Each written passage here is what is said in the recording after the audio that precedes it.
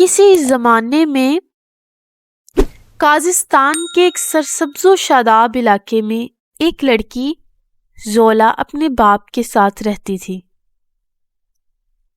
وہ دونوں بہت غریب تھے۔ ان کے پاس ایک بوڑھی گائے تھی جو دودھ دینے کے قابل نہ رہی تھی۔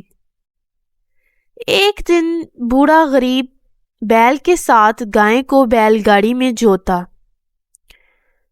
بیل گاڑی میں جلانے والی لکڑیاں رکھی اور بازار کی طرف روانہ ہوا تاکہ ان لکڑیوں کو بیچ کر کھانے پینے کی چیزیں خرید سکے۔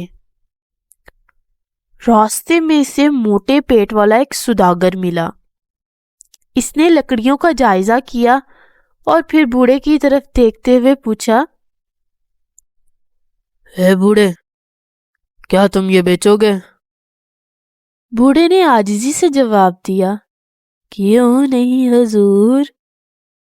سوداگر نے پوچھا، کتنے سکوں میں؟ بوڑھے نے کہا، سب 5 سکوں میں۔ سوداگر نے کہا، سب 5 سکوں میں۔ بوڑھے لکڑہارے نے اقرار میں سر ہلا دیا اور معاملہ طے ہو گیا۔ بوڑھا اتنا سیدھا سادہ تھا کہ اسے سوداگر کی چالاکی سمجھ نہ آ سکی۔ چالاک سوداگر جلدی سے پاس کھڑے ہوئے لوگوں کی طرف مڑا اور ان سے کہنے لگا، تم لوگوں نے سنا، یہ لکڑہارا سب 5 سکوں میں بیچنے کا سودا کر بیٹھا ہے۔ سوداگر نے لفظ سب پر زور دیا۔ وہاں کھڑے ہوئے لوگوں نے ہاں میں سر ہلا دیا۔ اب موٹے سوداگر نے بوڑھے سے کہا، بیل گاڑی کو میرے صحن میں لے آؤ۔ جیسے ہی بوڑھے نے لکڑیاں اتارنے کے لیے رسیاں کھولی تو سوداگر نے تیزی سے اپنی جیب سے 5 سکے نکالے اور غریب لکڑہارے کو دیتے ہوئے کہا، اے بوڑھے، یہ سکے لے اور یہاں سے نکل جا۔ بوڑھے نے حیرت سے سوداگر کی طرف دیکھا تو سوداگر نے کہا، تم نے کہا تھا کہ سب 5 سکوں میں بیچو گے، کیا نہیں کہا تھا؟ سب سے مراد بیل گاڑی، اس کے جانور اور یہ سارا سامان۔ غریب بوڑھا ہکا بکا رہ گیا۔ پھر اس نے غصے سے کہا، تمہارا اور میرا سودا ختم۔ لیکن بدنیت سوداگر بھلا کب ماننے والا تھا۔ اس نے سختی سے بوڑھے کو جھڑکا اور رسیوں کو تھامتے ہوئے کہا، سودا کیسے ختم ہو سکتا ہے؟ تم کسی بھی طرح سودے کی خلاف ورزی نہیں کر سکتے۔ یہ میری خوش قسمتی کہ میرے پاس اتنے گواہ ہیں۔ بوڑھے نے سوچا، چونکہ وہ ایک غریب آدمی ہے اس لیے عدالت بھی اس کے حق میں فیصلہ نہیں دے گی۔ گھر جا کر بوڑھے نے یہ واقعہ اپنی بیٹی کو سنایا۔ بیٹی نے اسے تسلی دی اور کہا، گھبرانے کی کوئی ضرورت نہیں، کل پڑوس سے بیل اور کلہاڑا ایک دن کے لیے لے لیں گے۔ گھر میں رکھی ہوئی لکڑیوں کو بیل گاڑی میں رکھ کر میں ان کے اوپر بیٹھ جاؤں گی، پھر ہم سوداگر کے پاس جائیں گے۔ اگر وہ پوچھے کہ لکڑیاں بیچنی ہیں تو کہنا یہ لڑکی کی ہیں، اسی سے سودا کر لو۔ اس منصوبے کے تحت اگلے روز باپ نے ویسا ہی کیا جیسا بیٹی نے کہا تھا۔ لکڑیوں سے لدی ہوئی بیل گاڑی لے کر وہ مکار سوداگر کی طرف روانہ ہوئے۔ سوداگر نے دیکھتے ہی کہا، اے بوڑھے، کیا یہ لکڑیاں بیچنے کے لیے ہیں؟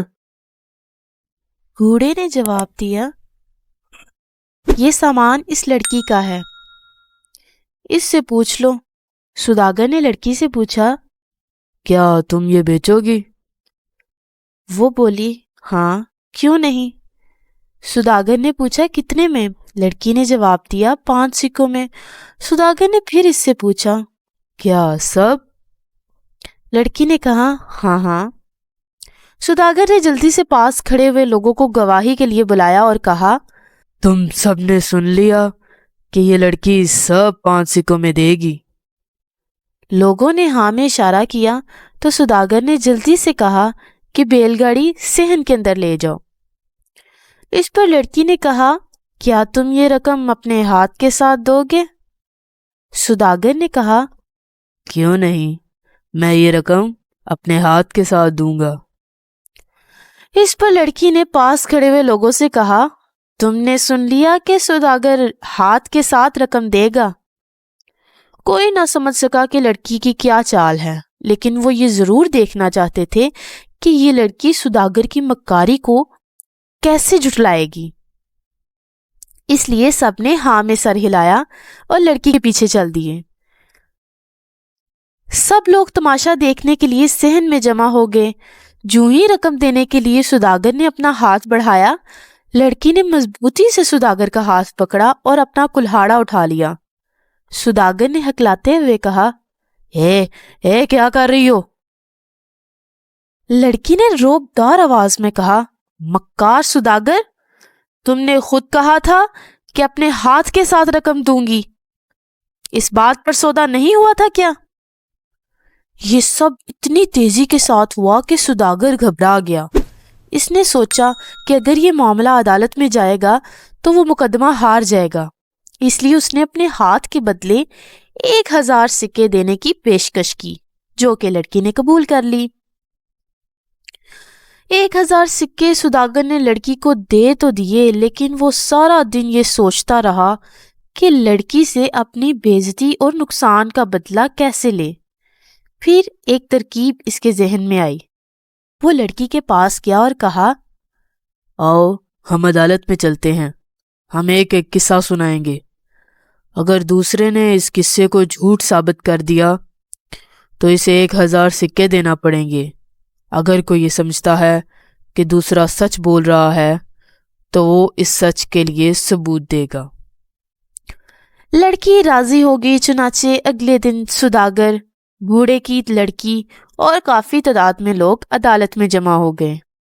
پہلے سوداگر نے بات شروع کی اور سب نے سوداگر کی بات کو جھٹلایا، لیکن لڑکی نے اسے سچا ثابت کر دیا اور ایسی عمدہ مثال دی کہ قاضی اور سوداگر دونوں حیران رہ گئے۔ پھر لڑکی کی باری آئی۔ لڑکی نے کہا، میرا چچا تجارتی قافلوں کی رہنمائی کرتا تھا۔ ایک دفعہ جب وہ جنگل میں 600 اونٹوں کی قافلے کی رہنمائی کر رہا تھا تو اچانک ڈاکوؤں نے حملہ کر دیا اور اسے لوٹ لیا۔ اس دوران پیدل چلنے والے چند بے گناہ بھی مارے گئے۔ کل میرے چچا نے بتایا کہ ان قافلے کو لوٹنے والوں اور بے گناہوں کو قتل کرنے والے ڈاکوؤں کا سردار یہی موٹا سوداگر ہے۔ پھر لڑکی نے سوداگر کو مخاطب کرتے ہوئے کہا، میں جھوٹ بول رہی ہوں یا سچ کہہ رہی ہوں؟ اسی وقت وہاں کھڑے ہوئے لوگوں میں شور بلند ہو گیا۔ سوداگر اتنا خوفزدہ ہو گیا کہ بے ہوش ہو کر زمین پر گر گیا۔ جب تھوڑی دیر بعد ہوش میں آیا تو اس نے تماشائیوں کو زور سے کہتے ہوئے سنا، اے ڈاکو، اے مکار انسان، اب بولو۔ لیکن وہ کیسے بول سکتا تھا؟ اس کی حالت تو ایسی تھی کہ کاٹو تو بدن میں لہو نہیں۔ قاضی نے بھی سوداگر سے جواب طلب کیا۔ سوداگر جانتا تھا کہ اگر اس نے کہا کہ یہ لڑکی سچ کہہ رہی ہے تو اسے نہ صرف قافلے سے لوٹے گئے سامان اور اونٹوں کی قیمت ادا کرنی پڑے گی، بلکہ اسے موت کی سزا بھی ہو سکتی ہے۔ اگر وہ کہتا ہے کہ لڑکی جھوٹ بول رہی ہے تو معاہدے کے مطابق اسے 1000 سکے دینا پڑیں گے۔